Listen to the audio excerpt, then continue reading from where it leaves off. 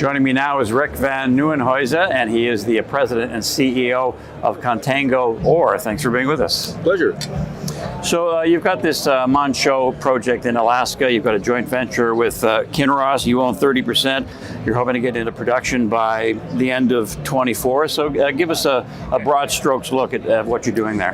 Yeah, so we've been an exploration company, and we successfully found and defined a nice, high-quality gold resource next to the highway on land owned by an Alaska Native tribe, the Tetlin tribe, which we had a business arrangement with for some time. Kinross has an underutilized mill at Fort Knox, and so in September 2020, we partnered with Kinross, formed a 70-30 joint venture to haul our ore up to the Fort Knox mill and process it there. So we kind of leapfrogged what I call the valley of death for most junior companies. When you're doing in pre-feasibility, feasibility study, and permitting, you don't have a lot of new news flow, and so your share price tends to languish during that time period. We've been able to sort of leapfrog that by not building a mill and a tailings facility. We don't have to permit those things, we don't have to capitalize those things. So we very quickly get to production, and we're actually ahead of schedule right now and under budget. Which in an inflationary environment is a good achievement. So we should be in production in 2024, so basically a year away. Very good. And you say there's a significant upside potential to Manh Choh. Can you elaborate on that? Yeah, so this is a large land package. The Tetlin tribe owns basically a land package that's 675,000 acres. It's the size of Rhode Island, so it's the size of a small state. And we've only sort of really touched the surface of a very productive part of the Tintina Gold Belt. It's private land, so relatively easy to work on. The tribe is very, very supportive of mineral development. Obviously, we've been working with them for, over 15 years now. So we'll undoubtedly find a lot more gold on this property. It's just, we've barely scratched the surface. Now, you say you're an explorer, and you do have a history of striking joint ventures, such as when you were at NovaGold with VRIC. So what are the main advantages of this arrangement with Kinross, would you say?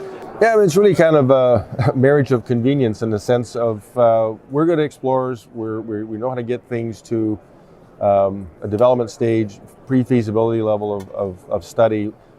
All of us have worked for the major companies, so we know what they need to make decisions to go forward with developing a project.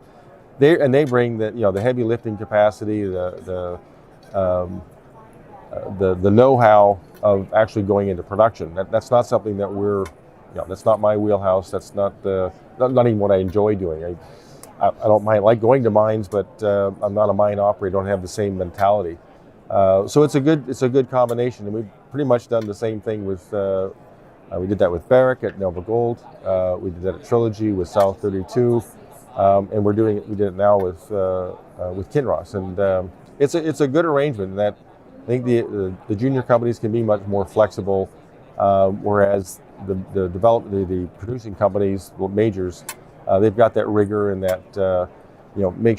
Cross every T and dot every I and make sure everything's going to go well when you advance it to a production decision.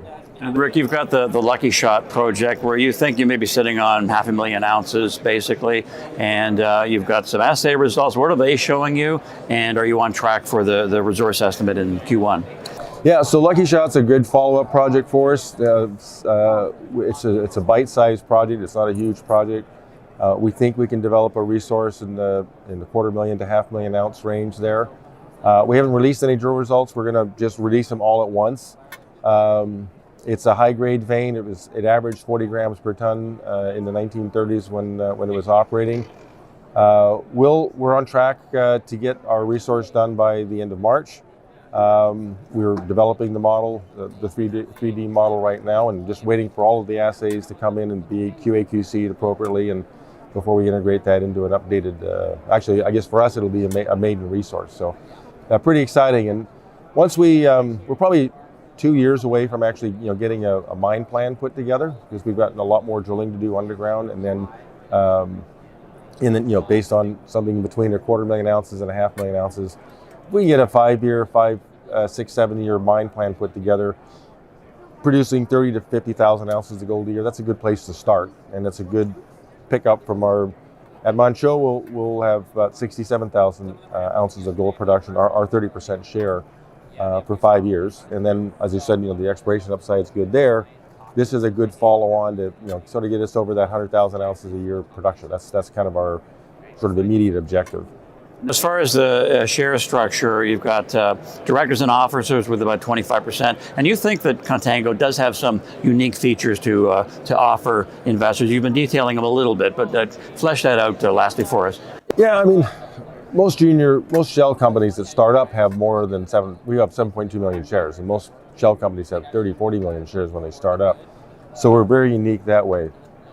Our shareholders include ourselves. We own, insiders and directors own about 25% of the company. We've been very prudent about issuing capital. So we're not your typical junior company that's trading at 20 cents. We're trading at $20. So that gives us, and we trade more like a royalty company. And I like that because royalty companies generally trade at a premium to their NAV. And because of our partnership with Kinross, I mean, literally Kinross does all the work. We pay them a fee for that, but that brings a lot of heavy lifting, a lot of horsepower to the team, and that leaves us to do what we're best at, which is exploring and developing a project to a point where we can make a mine construction decision. And at that point, for Lucky Shot, for example, we'll take a look at that time and decide whether we partner with somebody or do we just develop a mine and maybe go talk to our friends at Kinross and see if it makes sense to process that ore there too. Right, so a lot of differentiators that it looks like at Contango. Thanks for updating us, Rick. We appreciate it. Appreciate it. Good to meet you, and thanks for the interview. For sure.